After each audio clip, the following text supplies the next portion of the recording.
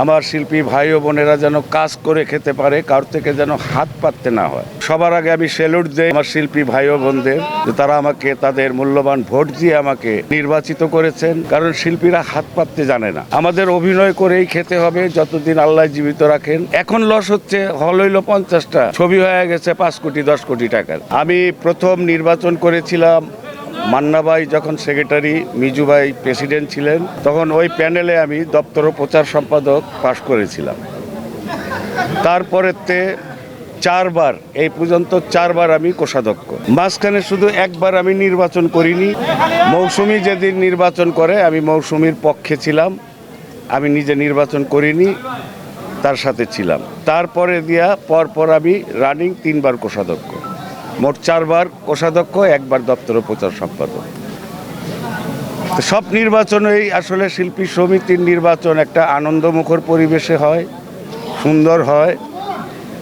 তারপরে মাঝে মধ্যে একটু তো ঝামেলা হবেই, পরবর্তীতে ওগুলো সব ঠিক হয়ে গেছে। 2 বছরও আমি ট্রেজারার ছিলাম, কাজ করেছি। আমার শিল্পী ভাই ও বোনেরা আমাকে অত্যন্ত ভালোবাসেন। এবার আমি নির্বাচন করতাম না, আমার শরীরটাও বেশি ভালো না, আমি হার্টে প্রবলেম, রিং লাগানো।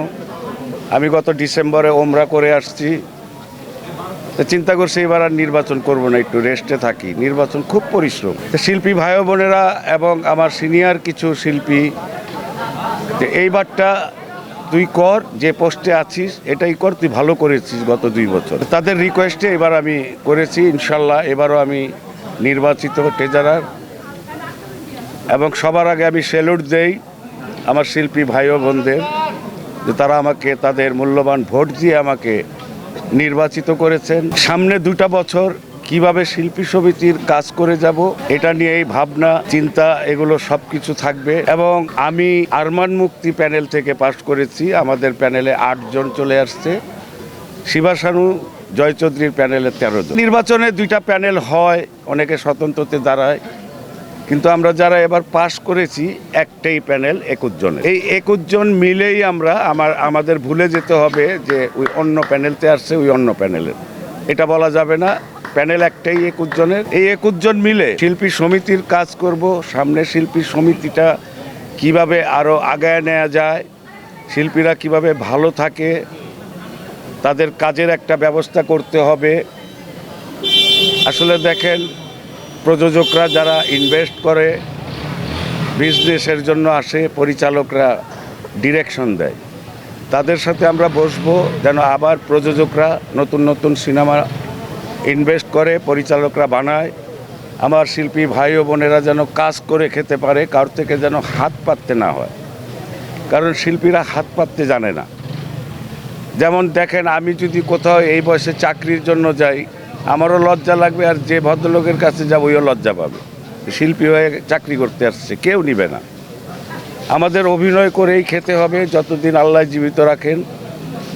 আপনারা দোয়া করবেন যেন এই এফডিসিতে আমার শ্বাস থাকা পর্যন্ত আমি কাজে থাকতে পারি, সুস্থ থাকতে পারি এবং শিল্পীদের কল্যাণে সবসময় থাকতে পারি, এই দোয়া করবেন। এবং আপনারা সাংবাদিক ভাইয়েরা, আপনাদের মাধ্যমে অনেক জায়গায় হয়তো আমার এই খবরটা পৌঁছাবে। যতই ছবি বানাই, প্রযোজক ছবি বানালেন, কিন্তু রিলিজ হবে কোথায়? সিনেমা হল নাই। আমাদের মাননীয় প্রধানমন্ত্রীর কাছে আমি অনুরোধ করব, সরকার থেকে যেন অন্তত 3 থেকে 400 ডিজিটাল হল করে দেন। বাংলাদেশে প্রত্যেক উপজেলাতে যেন আবার আগের মতো একটা করে হল থাকে। তখন হয় কি, হল থাকলে ছবি নির্মাণ করবে, সব হলে চলবে, বিজনেসে লস হবে না। আর এখন লস হচ্ছে, হল হইল 50টা, ছবি হয়ে গেছে 5 কোটি 10 কোটি টাকার, টাকা উঠবে না। পৃথিবীর সব জায়গাতেই আমি ওপারেরও অনেক ছবি করেছি, তাদের প্রত্যেকটা ছবির একটা গ্রেড আছে, হাই বাজেট, লো বাজেট। এইভাবে বাজেট নির্ধারণ করে চলচ্চিত্র নির্মাণ করতে হবে। ছবি কেন দেখবে না? একটা শ্রেণীর জন্য দেখেন, অল্প কিছু টাকা দিয়ে কিন্তু ফ্যামিলি নিয়ে সিনেমা হলে গিয়ে এনজয় করতে পারে, ছবি দেখতে পারে, হলে পপকর্ন খেতে পারে, খুব বেশি টাকা লাগে না। কিন্তু ওই ফ্যামিলিটাই কিন্তু ওই 5 স্টার হোটেল আর 3 স্টার হোটেলে ফ্যামিলিকে নিতে পারে না, প্রচুর টাকা লাগে। তো বাংলাদেশে একটা শ্রেণীর জন্য এই একটাই বিনোদন। তো এই বিনোদনটা মাঝখানে একটা ধ্বংসের দিকে চলে গেছিল।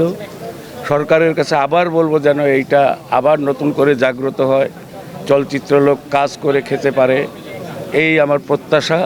এবং আমার জন্য সবাই দোয়া করবেন, আমি যেন সুস্থ থাকি, সুন্দরভাবে শিল্পী সমিতির 2টা বছর কাজ করে যেতে পারি।